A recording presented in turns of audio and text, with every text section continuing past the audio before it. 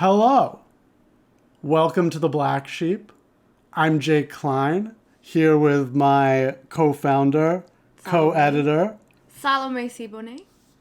That is her name, correct. And we are here with Reid Newton. Reid is a longtime friend of mine, a friend of ours, who wrote an essay for The Black Sheep the other week about her experiences in Atlanta with her friends after the George Floyd incident and how that tore people apart. We're really happy to have Reid here with us. But Reid, this is going to be a little bit of a hostile interview because unfortunately you got the Black Sheep in a lot of trouble. We had comments angry at us because you made a mistake. You put a factual error into our publication. You claimed there was a song by Young Dro, but it was in fact by a gentleman named Young Jock.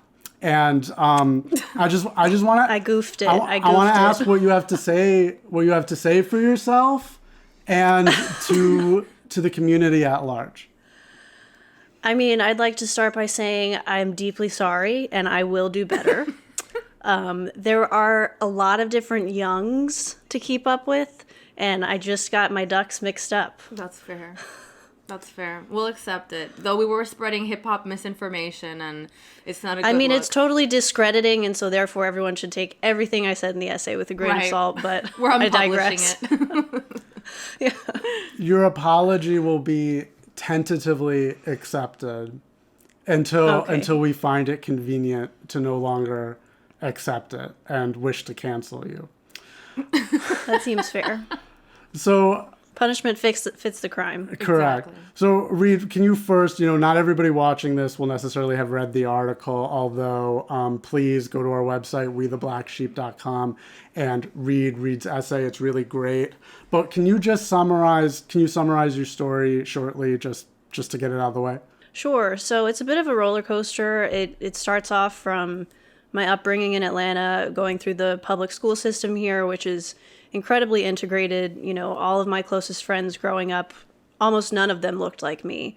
We all spoke different languages, ate different kinds of foods when we went home, but we were still able to relate to one another no matter what. And as I got older, those lines of division across race and culture started to get a lot more stark to me, and people started self-siloing into these corners. And it was confusing to me because I had friends in all of these different groups, and I wasn't willing to just say, you look like me, you might live in the same neighborhood that I live in, but so we're not going to really be friends anymore. I'm just going to go with these people who, on the surface, look like they might have more in common with me. And so I was able to really hold on to a lot of those close friendships that I grew up with and still have to this day and value very highly. And then fast forward to college and after college when George Floyd was killed. I'm a professional dancer or retired professional dancer, and just kind of watching the dance community in Atlanta and New York fragment before my very eyes. And, you grow up listening to this music. It's like a part of who you are. They say like the music you listen to between like 13 and 16, like you'll always love. And all of a sudden I was being told, that's not yours to love. That's not yours to dance to, even when you're with your friends who, quote unquote, have a right to do that and still wanted to do that with me, still want to do that with me, and we do to this day. And so the piece is just about my reckoning with that and coming to terms with the fact that for people who don't know me intimately, seeing me dance to these songs, these hip-hop songs from the South, which is where hip-hop originated, and Atlanta is still, like, even compared to New York and LA now, like, in my opinion, Atlanta is the spot for hip-hop dance in the country. Seeing those spaces fragment just really broke my heart, and if you didn't know me intimately, you would think, who gave her the right to dance like that? Who taught her to dance like that? It certainly wasn't her mom. And so, yeah, it's just my story of coming to terms with that and how it's affected my life as an adult. Who did give you the right to dance like that?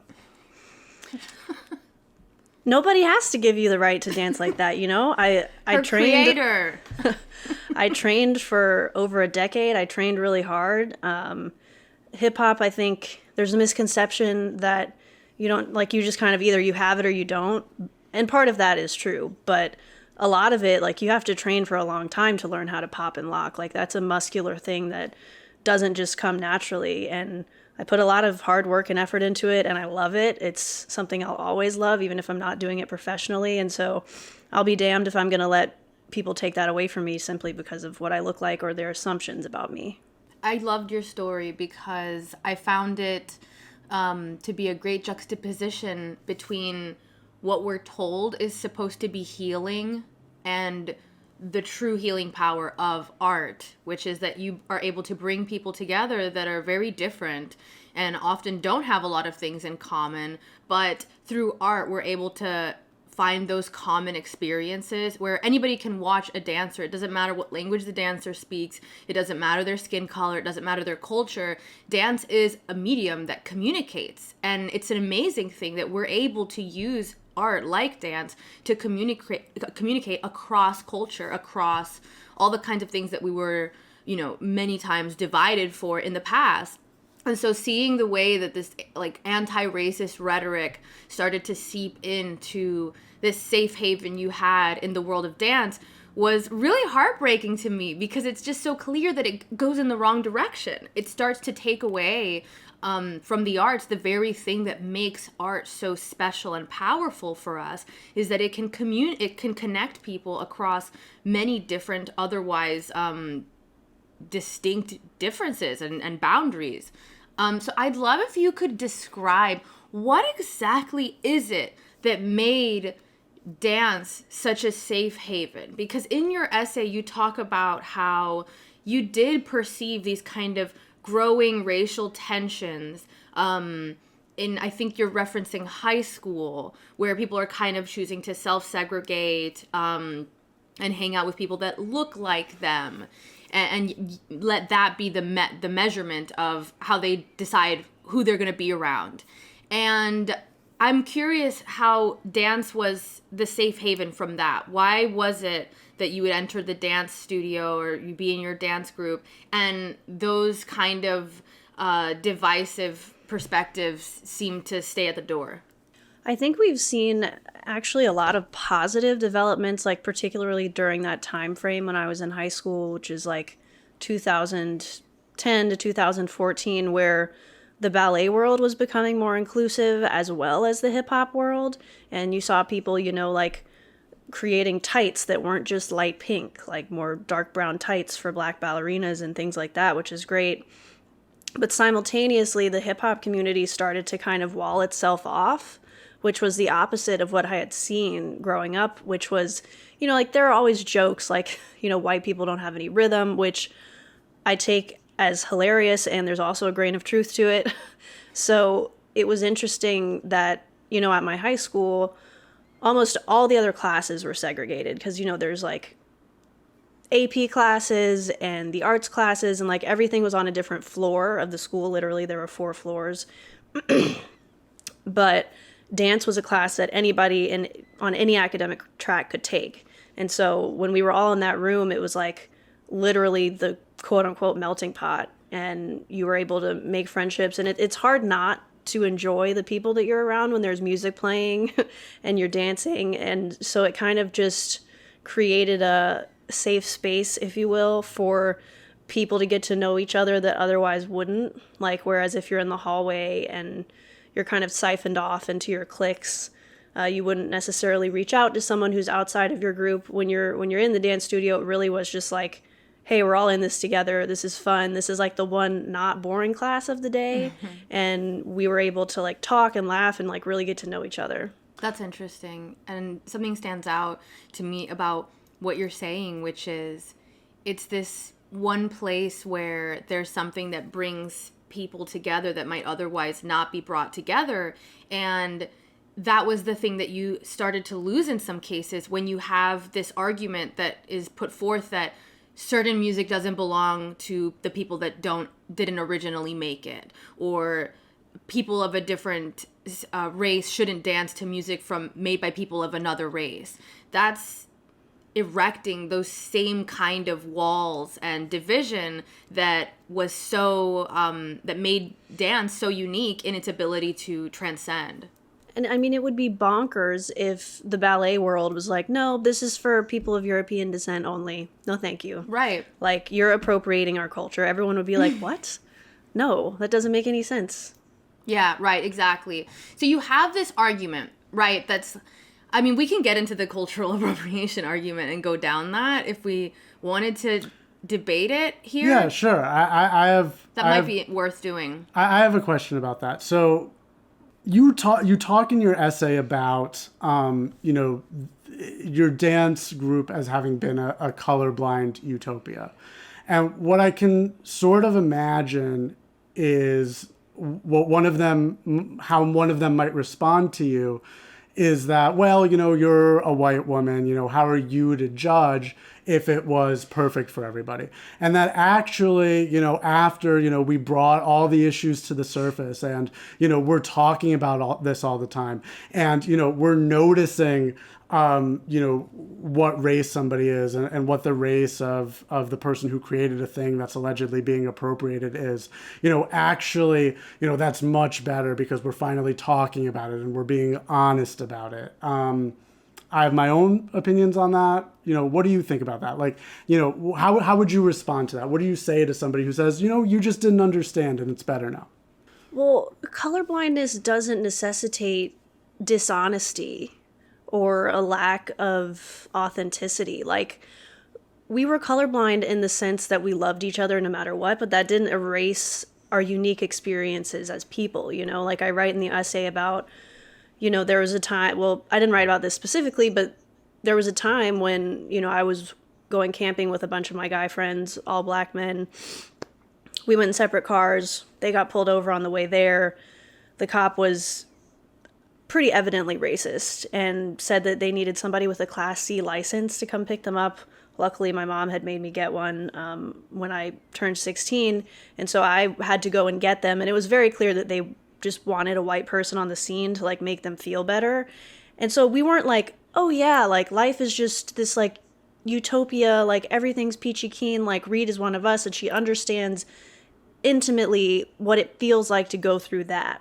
I know that. I've never been through something like that. I've witnessed it. Going to pick them up was a very difficult experience. And it was even more so difficult for them. But colorblind doesn't mean dishonest. And we were able to see through those things and see past our differing experiences and learn from them rather than let it pull us apart. Yeah, it's what stands out to me about that is where we place the emphasis. What's the goal that we're pursuing? Is it ultimately to find our common humanity and to focus on our shared experiences and how we can relate to each other? Or is it to focus on the opposite of that, which is how you'll never understand me and how our differences actually make us unrelatable to each other, which is really just the opposite of what art does for us. That's the really unique part of your essay to me, is this juxtaposition of two opposed ideologies where on the one hand there's this effort to focus on our differences and to make them be the deciding factor in whether we can relate to each other and should even bother trying to find our common humanity. And then on the other hand, you have art, which is that medium, that space where you're able to transcend even language, many different kinds of boundaries and experiences that otherwise you don't have in common with the artist or your fellow dancers, but through the medium of art, we are able to transcend those things. And really, is that not the goal? Is to be able to relate to each other more despite our differences, as opposed to letting those differences divide us further than they already do. Right. Yeah, I think that's kind of like, to me, really the fascinating thing. And I wonder, one of the questions I wanted to ask you was, if you see a similar dynamic in any other things right now, what's your sense of how the arts are going. Do you see this same kind of divisive spirit happening in some other regard that we should be aware of? I mean, in some ways, it's just our entire general culture. But I'm wondering if you have any insight into that, as you know, the same experience that you went through, kind of seeing people recede from each other and go towards their differences and identify with that, versus that movement towards a common humanity. What do you see in the larger society and culture or in the arts right now that echoes this same problem? I think the first thing that comes to mind is just publishing. You know, this has been happening for the last 10 years at least, where authors are being told, you know, you can't write stories about characters with whom you don't relate to or you don't understand. Like, I couldn't write a story about a Cuban immigrant if I were an author or something like that, because I don't have the right to. I tried to get this essay placed in another publication before I gave it to you guys, and they loved it internally, but there was like some real concern behind, you know, white women are the problem, and white women writing about race can turn a lot of people off, which I understand, and it's their right to pass on it or not. But I think this fear of, you know, the speaker or the writer writing about certain things colors the entire story rather than the other way around, because I think it should be more about the story and less about who's writing it. Do you think we're winning? Do you think things are getting better in this regard, or do you think they're getting worse? Your story, it has a happy ending, but it's a happy ending that's very individual to you. You know, it doesn't necessarily say that society as a whole got better. But on the other hand, you know, I'm a big advocate for national divorce. I think to a certain extent, our communities need to break apart so that we can form new ones. And, you know, there's just people that, you know, maybe we shouldn't be in the same society together. Maybe we have much too different a vision for how the world should be. And I'm a libertarian. That's what libertarianism is about. You know, you guys can have your different philosophy. I'm okay with that. I may not agree with it, but I respect your right to believe it. And you go over there and believe that and govern yourselves as you see fit. And we will be over here and govern ourselves as we see fit. And that's kind of like the great compromise. And maybe we can get along better if we're not trying to control each other. So I guess there's sort of two ways this could be better. One is, you know, we're just winning the culture war. We're getting everybody to agree with us and we're defeating their viewpoint. Or we're creating our own culture in a way that can be sustainable and separate. Do you think we're accomplishing either of those things? I'm not sure. I think part of me feels like some people are ready to just move on, in the sense that, like, we've seen a lot of people, you know, I don't want to go to Thanksgiving because my families are Republicans and I don't want to talk to them. They gross me out. I think I'm seeing less and less of that and more of like, let's not talk about it and talk about other things that really matter, particularly with how the economy is right now. I think people are starting to realize that there are tangible issues that matter more than sitting around and arguing about Trump. But on the other hand, I think there is hope, because I think a lot of normal people really just don't understand what's going on here. Like my girlfriend's sibling, when we first started dating, we were sitting at the dinner table and somebody said something about the police, and then her sibling was like, "Oh, but don't worry, like, we're Democrats." And I was like, "Well, I'm not." So don't say that on my behalf. Like, don't feel like you have to, like, protect me or something. And she was, like, very taken aback by that and surprised. And, like, as we got to know each other more, she was like, I had no idea that, like, there were differing opinions within the gay community. I thought that, like, all gay people were progressive Democrats. And she didn't mean anything bad by it. And, like, she just didn't know. And so there are a lot of people that don't know that, you know, Black people are not a monolith. Gay people are not a monolith. We all have our own opinions. And just being able to have those conversations in a very non-combative way and say, hey, here's what I believe. What do you believe? I'm interested to hear it. I think more people are interested in that than we might like to think. Even if they initially come into the conversation hostile, I think the more we equip people to just hold their beliefs a little bit more loosely, and that doesn't mean like abandon what you think at the split second for no reason, but hold it a little loosely. Don't be so emotionally attached to it, because you could be wrong. I was wrong about a ton. I look back at things I screamed about 5 years ago and I cringe. It's horrible. But I could be wrong now. I could have been, you have to remain humble and just be willing to reach across the aisle and have that conversation. And a lot of people in this country, I think, just really don't know what's going on, and they see the bonkers extremes on both sides and are concerned about offending either of them. But once you really sit down and talk to somebody, they're like, oh, I'd never thought of it that way. And so I think there are more people out there like that than we think. And so I am hopeful, but I'm not, I'm cautiously optimistic. Yeah.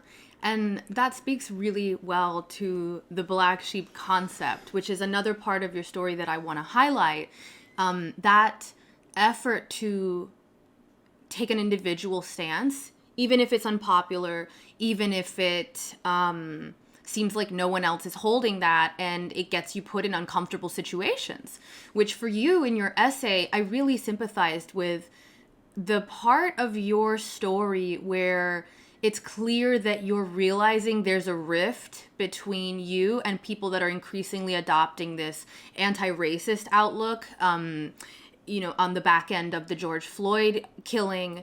And it's such a poignant visualization of how that ideology starts to divide people. And additionally, that pivotal moment where you kind of have to make the decision of whether you're just going to start biting your tongue a whole lot more, or whether you're going to take a step in this uncharted direction where you know that that's not what you want over there and that feels wrong, but you also don't quite know what to call yourself and what you're even doing, because a lot of what, to your point about people that don't really even know these storms that are going on, there's a lot more of a simplistic sense, right? You're either a Republican or you're a Democrat, or you fall into this stereotype or you fall into that stereotype. And when you stand apart from those stereotypes, and when you try to take a more individual approach to the issues that we see in our society, there's a period of time where you just feel like a weirdo, where you just feel like maybe I'm the weirdo, because everybody I hear seems like they're really convinced that this new ideology is the way to be, and they're really angry if I don't go along with it. And I don't even really know what to call myself now that I'm told I'm either a racist for not being anti-racist, but I'm not a conservative necessarily, or I'm not actually a racist. So where does that leave me when all of these ideas are shifting the ground underneath me? But that's the beauty of that black sheep perspective, where you're willing to be the odd one out, at least for as long as it takes to find that new path, or that light that shows you, okay, I actually am going in the right direction. I knew that was the wrong direction. I didn't know if I was going in the right direction.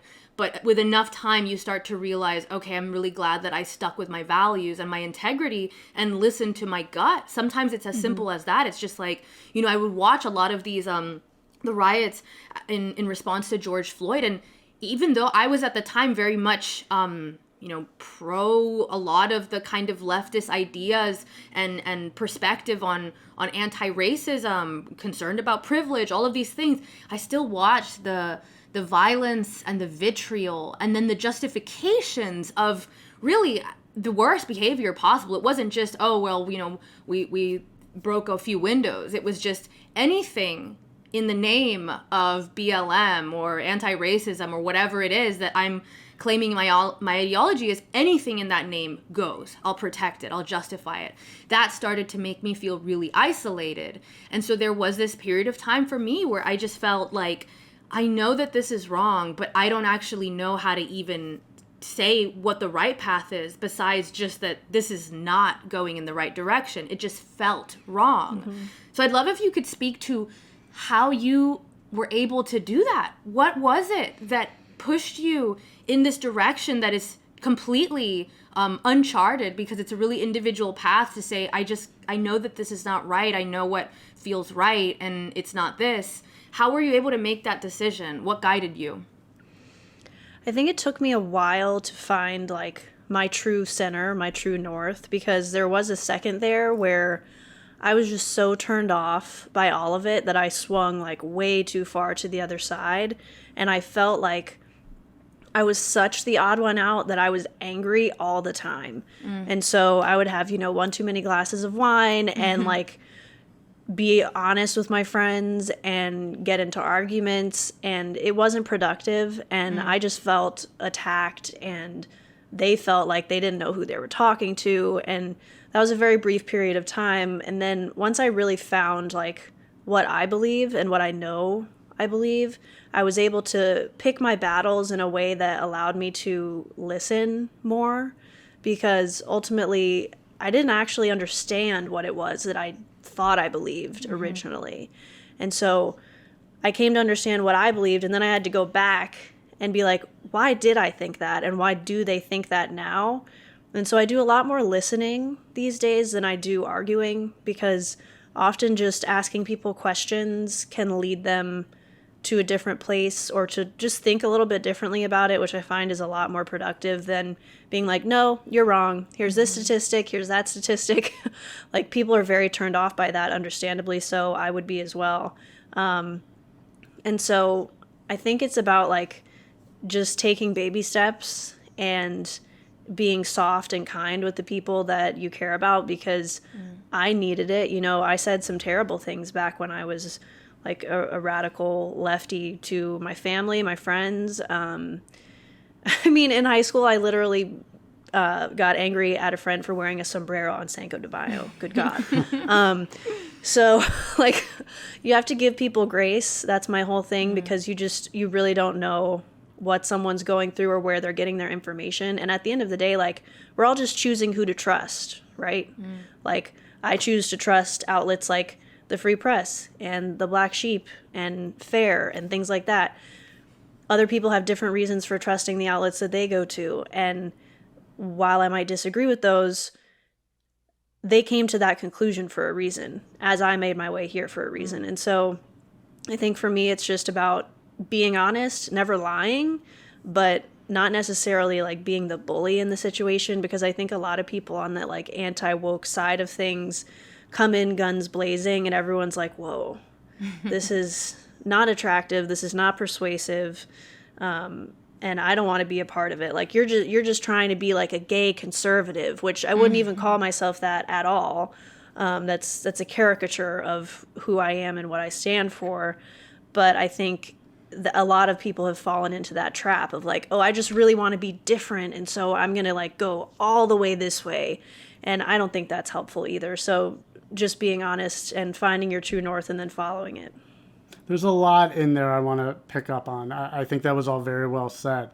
In terms of the outlets that one chooses to trust, the mentality that I try to take towards it is that generally, whatever your political bias, whatever the source, the facts that are there are probably going to be true. Now, that's certainly not always the case. Some places are more reliable than other places. If you go to InfoWars, even though Alex Jones was notably right now and then, your hit rate is going to be pretty bad compared to anywhere else. But it's not the facts that are the problem so much. It's usually the framing. So it's the facts that are chosen to be included and what argument they are being used to support. And so if you can just know that going in and read content from any perspective critically, then you're going to be a lot better off, because you can kind of only piece together the truth once you've picked up on all the facts that support both sides' narratives, because then you can come up with some sort of alternative perspective, not necessarily one in the middle, but one that is just inclusive of all the facts and is thus somewhat different and distinct from one that is just more nuanced than something that's just going to be missing certain details of things. But it's so hard to get people to do that, it seems like. That is really one of the things that makes political conversations, I think, so difficult with people is I'll provide a source. I'll say, they said this happened, and they just won't, they'll just reject the source out of hand. And so then we can't find a mutual grounding of facts, and you just can't get anywhere. And I think that's really bad, and I think it leads to polarization, which is the other thing you spoke beautifully about there.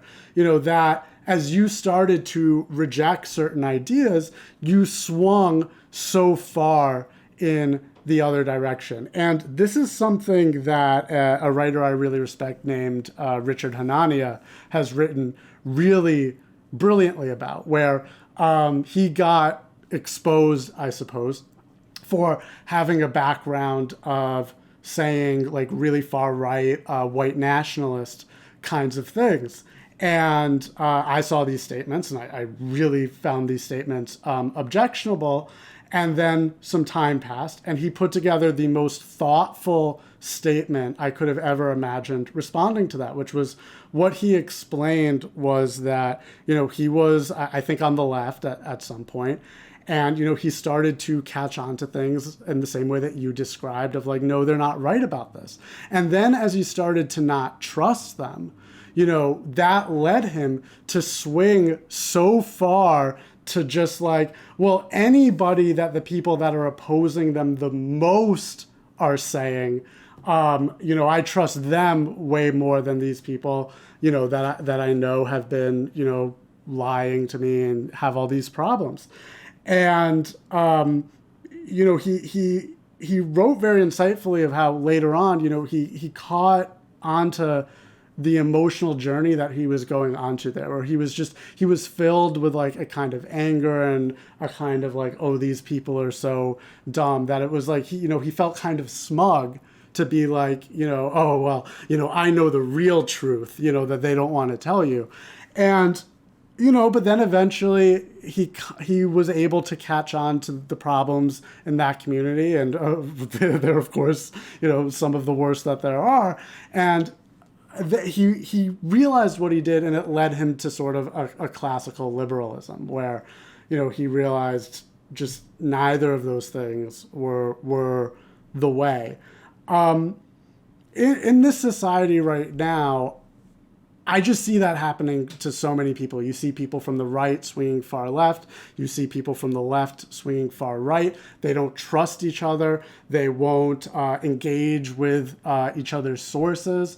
And I don't think being a political radical is necessarily a problem. I'm concerned with the truth. And so, I'm a radical libertarian because I think that perspective is true. I don't care if it's extreme. But that process of polarization, that seems really unhealthy. You shouldn't be getting to an extreme perspective just by reacting to the other side. I guess big picture, what do you think about that? And what is the way out here? How do we get people more like you? I think people feel so pressured and so desperate to have an opinion about everything, anything. People on social media are constantly saying, if you're not talking about X, there's something wrong with you. If you're not talking about Y, you're morally bankrupt. And one of the things I love about my girlfriend is that she owns what she doesn't know. And she's extremely knowledgeable about very regular people things, business, running, family. Her heritage is in Cuba. She knows a ton about that. She knows nothing about politics, and I love that. Didn't know who Alex Jones was when we first met. Love that. And, people will constantly pressure her and be like, you need to go vote. You need to go vote. And she's like, but I don't know anything about the candidates. I don't know who to vote for. And they're like, oh, well, you should just do this, this, and this. And she's like, I'm not going to do that because I don't know what they stand for. And I think if more people leaned into that, we would be in a much better place, because we just don't have to have an opinion on everything. And we're not meant to constantly consume all of the world's tragedies and complexities and like philosophical arguments that will never become untangled. And so I think if people could just sit down for a second and not be so desperate to cling to ideas and cling to, you know, I have to have an opinion about this, but I'm also not willing to put in the work to understand it and like form it myself. Like a lot of people are just leeching on other people's thoughts and other people's opinions without even understanding where they come from or the issues that they're talking about at all. So really just owning what you don't know and admitting when you're wrong, which nobody likes to do. But those two things go a long way.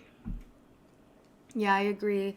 And I think that I liked that you described that process of kind of finding your true center, your true north, and how part of it entailed a lot of anger and pushing, you know, to the other extreme in some regards, because I think that can give people a little sense of relatability, because I think for those of us that are more in that anti-woke space and see how people are doing activism around that, you can see that there's absolutely an impetus to just run to the other extreme, to go as far as you can in whatever other direction, and to become really stubborn and obstinate and narrow-minded as in opposition to what you dislike.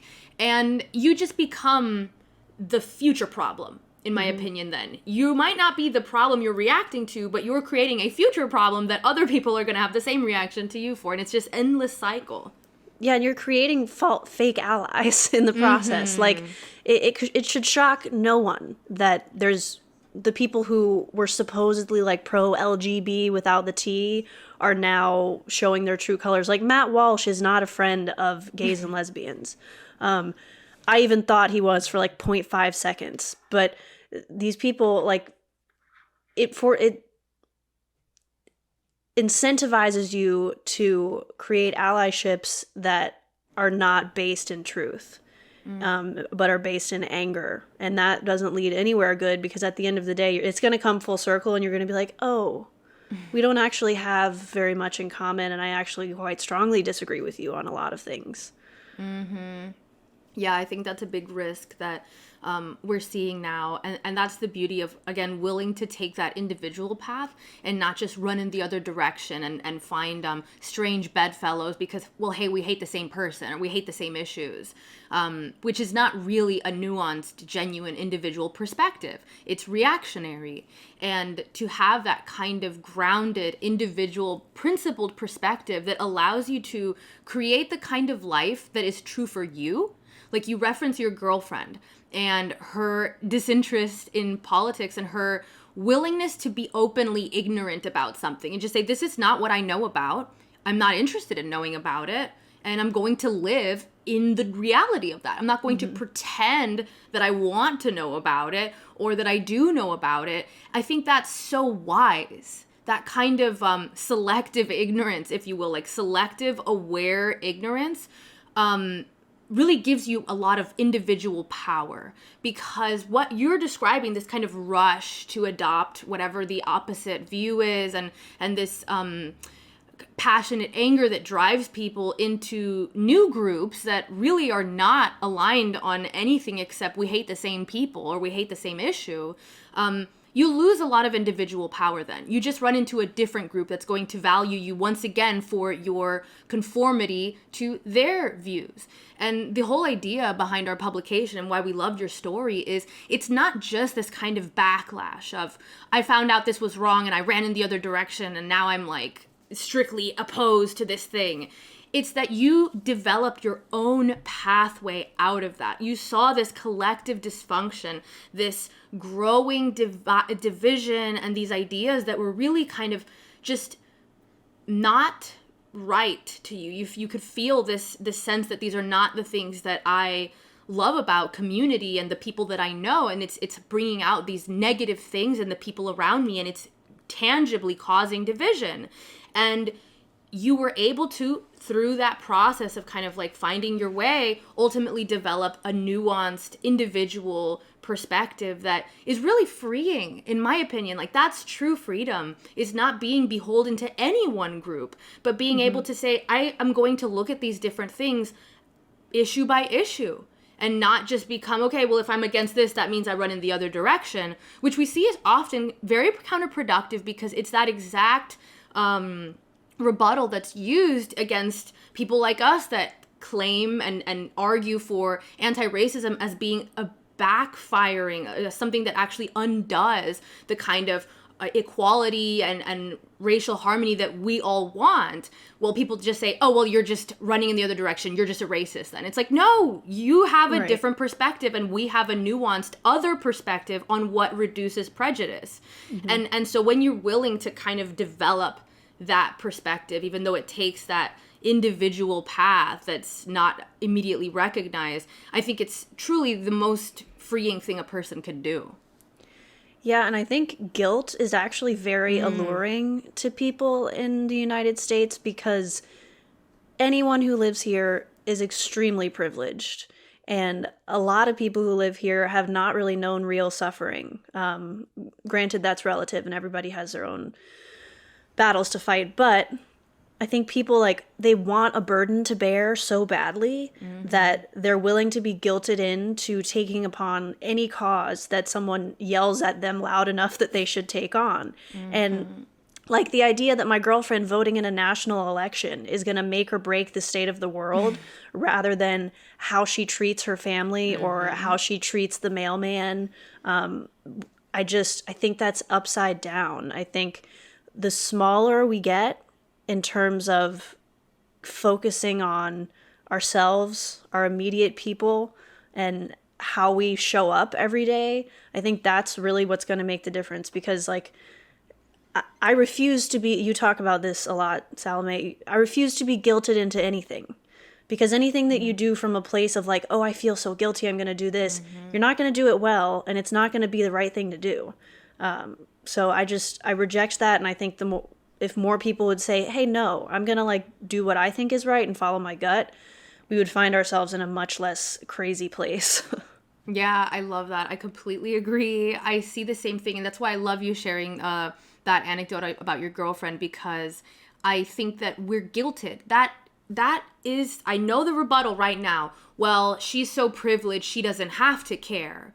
Other people don't have that luxury of not caring about politics or whatever. And this sounds nice on the surface, but it's really just a guilt mechanism, because it's, if you don't value what I value, you're a bad person. It doesn't matter that you are a good person to everyone around you. It doesn't matter that you contribute to our society, that you help the people in your business, that you genuinely produce value and help support all the people around you in your physical life.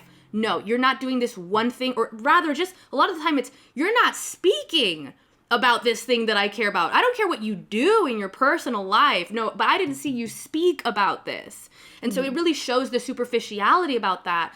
And the fact that it really is driven by this attempt to exploit our guilt. And I do think you're so right that in the West and in this country, there is a sense that we are privileged. But instead of being grateful for that and using that to help others and preserving it so that other people can enjoy that, this kind of destructive guilt sets in where, well, let's actually destroy it. Let's destroy ourselves. Let's suffer. Let's let other people abuse us and manipulate us in some kind of penance for the great things that we have here, because we're so privileged. Well, gosh, how could I ever tell someone, no, I think that your lovely sounding cause is wrong nonetheless, and I'm going to go do the things that I think are good on my own. No, I can't do that, because gosh, what a terrible person I am. These issues are also creations of democracy in a way that this country wasn't supposed to be a democracy. I've talked about this in previous videos that we've published at the Black Sheep, but when this country was founded, it was understood as a republic. We have certain systems like the Electoral College that are set up where, somebody was voting for an elector that, they expected they'll understand these things. They'll deal with these things. I don't have to take it upon myself in a huge way. I'm just selecting a good representative of the community who I believe in because I find him honorable and good. But as time has gone on, democracy has been talked about as a virtue in the sort of Greek sense, where just like, the will of the majority is supposed to decide, how we govern ourselves. And that's mixed with an attitude that government is all powerful and it can shape society in any way that people just decide it should shape society, and that there's no sort of like hard limits on what that mechanism of social change is actually like capable of accomplishing in the world. And so when you have that, you have these ideas that just doing something in your community, doing something good with your work, is not enough, because government is the mechanism of social change. You have to vote because of democracy to make government do the things that it is allegedly supposed to do. And also, you have to speak up and use your voice to control other people, to get them to do what's necessary to move this democracy in the way that the interest group wants. What the founders had in mind was a system in which democracy was a tool so that government could not oppress the people. It was a check and balance, but it was not a virtue in and of itself. And now we just talk about democracy as democracy is good. America should spread democracy. Democracy is what makes this country great. And that is a more recent invention, and I think it's been extremely toxic.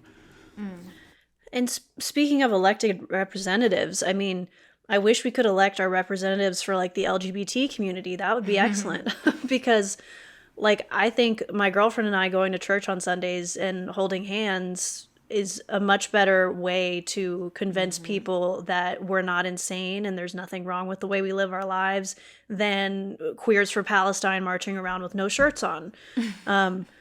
So I think the more we do things like that, the more people will understand that you can have these conversations. Yeah, I love that. I totally agree. Well, this was an amazing conversation. I could keep going, but we should wrap it up because we've been going for a while. I'll ask one last question. Okay. I have one question. Okay. In your experience as a hip hop dancer, should white people say the N-word when singing back rap songs? Why are you doing this to me? I need to get you on the record. Why are you doing this to me? I plead the fifth. I'm not answering that. Fair enough. She's already incriminated herself in our publication once with the young dro, young jock debacle. So the Fifth Amendment is allowed here. I apologize to all the youngs out there. All the harm you've done. Well, thank you so much for having this conversation with us. Where can people find more of your work if they'd like to keep up with your really refreshing perspective? Thank you. I do have a Substack. It's called Read It and Weep, R-E-I-D, It and Weep. It's still new, so there's not a ton on there, but there will be in the future. So that's where you can find me. Okay, amazing. And if you've listened this far and you haven't read Reid's essay, you really should. It's one of my favorites that we've published thus far. And don't forget to subscribe to We the Black Sheep on YouTube. Make sure you're subscribing to us on our Substack. And you can follow me and Jake on Twitter, as well as me on Instagram. And we also have an Instagram for the Black Sheep. We really appreciate your support. It's been amazing how many readers and listeners of this publication have helped to build it. And we're only a few weeks old, aren't we? We're just still little babies out here. So I'm very excited. And thank you so much, Reid, for helping us share your incredible story. It's been amazing to talk about it with you. Thank you all for sharing it. I really appreciate it. Thanks. Thank All you, right. Reid. Bye, y'all.